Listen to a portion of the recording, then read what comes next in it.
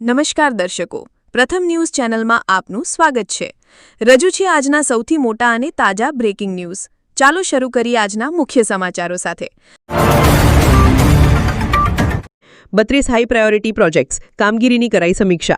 મુખ્યમંત્રી ભૂપેન્દ્ર પટેલે રાજ્ય સરકારના 7 વિભાગોના રૂપિયા 1,74,000 કરોડથી વધુના 32 જેટલા હાઈ પ્રાયોરિટી પ્રોજેક્ટ્સની કામગીરીની સર્વગ્રાહી સમીક્ષા કરી હતી। આ પ્રોજેક્ટ્સની કામગીરી નિશ્ચિત સમયમર્યાદામાં અને ગુણવત્તાયુક્ત રીતે પૂરી થાય તે સુનિશ્ચિત કરવા માટે જરૂરી સૂચનાઓ સંબંધિત વિભાગના સચિવોને આપી હતી।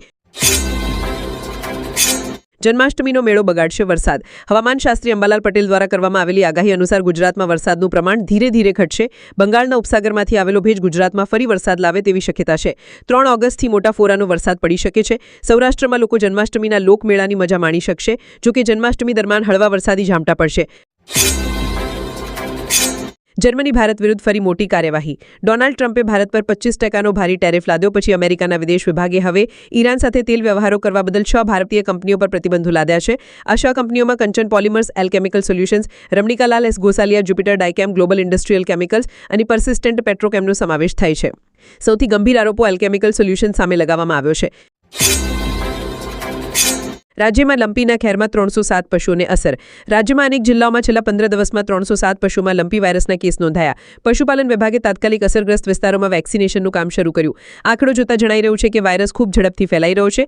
તાપી, નવસારી, સુરત, સાબરકાંઠા, મોરબી અને દ્વારકા જેવા જિલ્લાઓમાં વાયરસના કેસ નોંધાયા। આ રોગમાં પશુને તાવ આવે છે અને ચામડી પર ફોલ્લા જેવી ગાંઠું ફેલાય છે। વાયરસથી 8 પશુના મોત થયા। ટેરિફ બાદ મોંઘી થશે આ વસ્તુઓ। ભારતીય ગ્રાહકોને અમેરિકાના ટેરિફ બાદ ભાવ વધારો નહીં થાય, પણ જો ભારત અમેરિકા પર ટેરિફ લગાવશે તો ચોક્કસ અસર થશે, જેમાં ક્રૂડ ઓઇલ અને એલપીજીના ભાવમાં રૂપિયા 5 થી 7 રૂપિયાનો વધારો થઈ શકે છે। આ સાથે મશીનરી અને ઇલેક્ટ્રોનિક્સનો ભાવ વધી શકે છે। કેમિકલ ઇન્ડસ્ટ્રીમાં મોટો ભાવ વધારો થશે। ભારતે હજુ સામે ટેરિફ લગાવ્યો નથી। તમારું શું માનવું છે?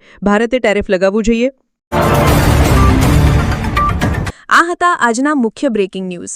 વધુ સમાચારો અને અપડેટ્સ માટે જોતા રહો તમારા ન્યૂઝ ચેનલ। અમને સબસ્ક્રાઇબ કરવાનું ભૂલશો નહીં અને બેલ આઇકન દબાવો, જેથી તમને નવા વિડીયોની નોટિફિકેશન મળતી રહે। ફરી મળીશું નવા સમાચારો સાથે। શુભકામનાઓ।